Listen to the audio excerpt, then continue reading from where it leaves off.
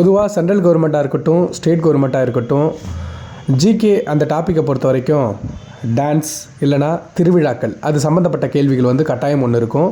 So அப்படியேப்பட்ட இந்தியாவில் நடக்கக்கூடிய முக்கியமான திருவிழாக்களை வந்து இந்த வீடியோவில் வந்து நம்ம பார்க்கலாம். ரொம்ப ஷார்ட்டாக ஒரு 5 திருவிழாக்கள் மட்டும் தான் நான் மென்ஷன் பண்ணியிருக்கேன். அதுலேருந்து எதிர்பார்க்கலாம். சரி வாங்க பார்க்கலாம். ஃபஸ்ட்டு கொஸ்டின் என்ன அப்படின்னு பார்த்தீங்கன்னா, பங்குஸ் வேலி திருவிழா அப்படின்னு சொல்லுவாங்க.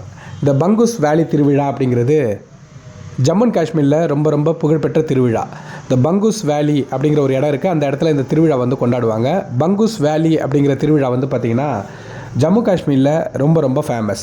இந்த ஜம்மு அண்ட் காஷ்மீரில் ஆடக்கூடிய நடனம் என்ன அப்படின்னு பார்த்தீங்கன்னா ரவுஃப் அப்படிங்கிற நடனம். ஓகே, ரவுஃப் அப்படிங்கிற நடனம், மான்ஜாஸ் அப்படிங்கிற நடனம், அதுக்கப்புறம் ஹைகாட் அப்படிங்கிற நடனமும் ஜம்மு காஷ்மீரில் தான் ஆடுறாங்க.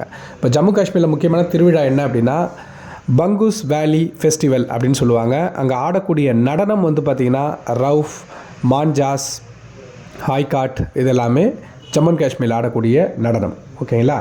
அடுத்து வந்து பார்த்திங்கன்னா அந்தூரியம் அப்படிங்கிற ஒரு திருவிழா. இது ரொம்ப முக்கியம். அந்தூரியம் திருவிழா எங்கே நடக்கும் அப்படின்னா மிசோரமில் நடக்கும். சரிங்களா. அந்தூரியம் திருவிழா மிசோரமில் ரொம்ப ஃபேமஸ்.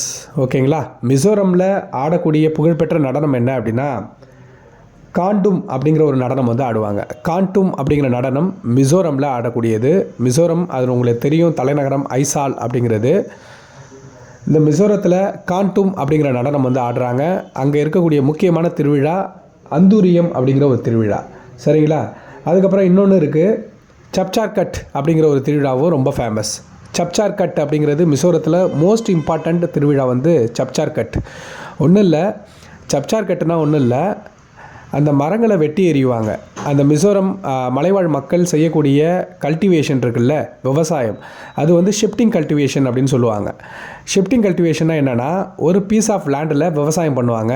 அதுக்கப்புறம் அந்த மண்ணில் சத்து குறைஞ்ச உடனே, அதில் உள்ள நியூட்ரியன்ஸ் குறைஞ்ச உடனே பக்கத்து லேண்டுக்கு போயிடுவாங்க. அப்போ என்ன பண்ணுவாங்கன்னா அந்த ஏற்கனவே விவசாயம் பண்ண நிலத்தை அங்கே உள்ள மரத்தை எல்லாத்தையும் வெட்டி அந்த நிலத்து மேலே போட்டு அதை கொளுத்தி விட்டுட்டு போயிடுவாங்க.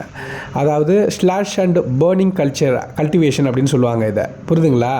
என்ன அப்படின்னா ஒரு மண்ணில் விவசாயம் கண்டினியூஸாக பண்ணால் என்ன ஆகும், அந்த மண்ணில் உள்ள சத்து குறைஞ்சிருமா.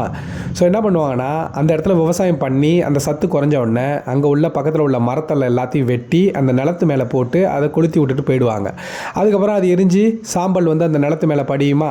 அதுக்கப்புறம் அந்த சத்துக்கள் வந்து ஒரு வருஷத்துலேருந்து 2 வருஷத்தில் திருப்பி அதில் புதுப்பிச்சிரும். இப்போ அவங்க அடுத்த லேண்டுக்கு போயிட்டாங்களா, திருப்பியும் அந்த இடத்த கொளுத்தி விட்டு இன்னொரு இடத்துக்கு போயிடுவாங்க. அப்புறம் திருப்பியும் அதே நிலத்துக்கு வந்து விவசாயம் பண்ணுவாங்க. அது அங்கே என்னன்னு சொல்லுவாங்கன்னா அந்த ஷிஃப்டிங் கல்டிவேஷனை ஜூம் கல்டிவேஷன், இடப்பெயர்வு வேளாண்மை, அங்கே என்னன்னு சொல்லுவாங்கன்னா அதை ஜூம் அப்படின்னு சொல்லுவாங்க. ஓகேங்களா.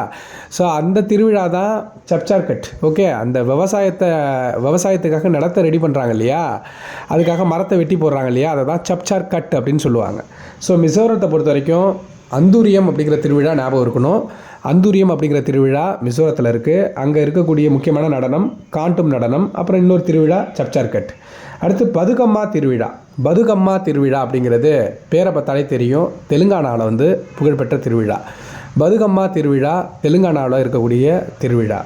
அடுத்து அசாமில் நல்லாவே தெரியும், நம்மளுக்கு தமிழ்நாட்டில் பொங்கல், அசாமில் வந்து பிஹு அப்படின்னு சொல்லுவாங்க. ஓகே, நம்மளுடைய பொங்கல் மாதிரி அங்கே பிஹு அப்படின்னு சொல்லுவாங்க. அதை கொங்கலி பிஹு,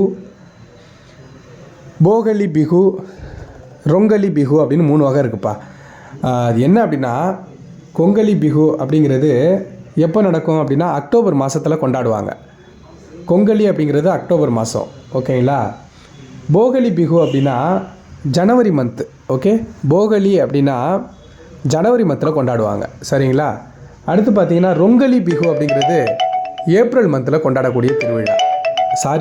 சாரி நடுவில் அந்த மெசேஜ் வந்ததுக்கு. ரொங்கலி அப்படிங்கிறது ஏப்ரல் மந்தில் வந்து பார்த்திங்கன்னா கொண்டாடுவாங்க. சரிங்களா. அப்போ கொங்கலி பிஹு, ரொங்கலி பிஹு, போகலி பிஹு அப்படின்னா அந்த மந்த்து மட்டும் தான் மாறுது. சரிங்களா.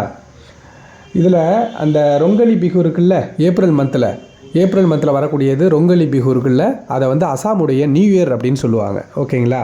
அடுத்து கடைசியாக ஃபெஸ்டிவல் ஆஃப் டெமோக்ரஸி அப்படின்னு சொல்லிட்டு ஒரு திருவிழாவை சொல்லுவாங்க. ஜனநாயக திருவிழா அப்படின்னு சொல்லிட்டு ஒன்று சொல்லுவாங்க. இது வந்து பார்த்திங்கன்னா வைஷாலி திருவிழா இருக்குல்ல, அதுதான் ஃபெஸ்டிவல் ஆஃப் டெமோக்ரஸி அப்படின்னு சொல்லுவாங்க. இது செப்டம்பர் 15 வந்து நடந்துச்சு. ஓகேங்களா. செப்டம்பர் 15 வைஷாலி திருவிழாவை தான் ஃபெஸ்டிவல் ஆஃப் டெமோக்ரஸிம்பாங்க. நன்றி, வணக்கம். டவுட் இருந்தால் கமெண்ட் பண்ணுங்கள்.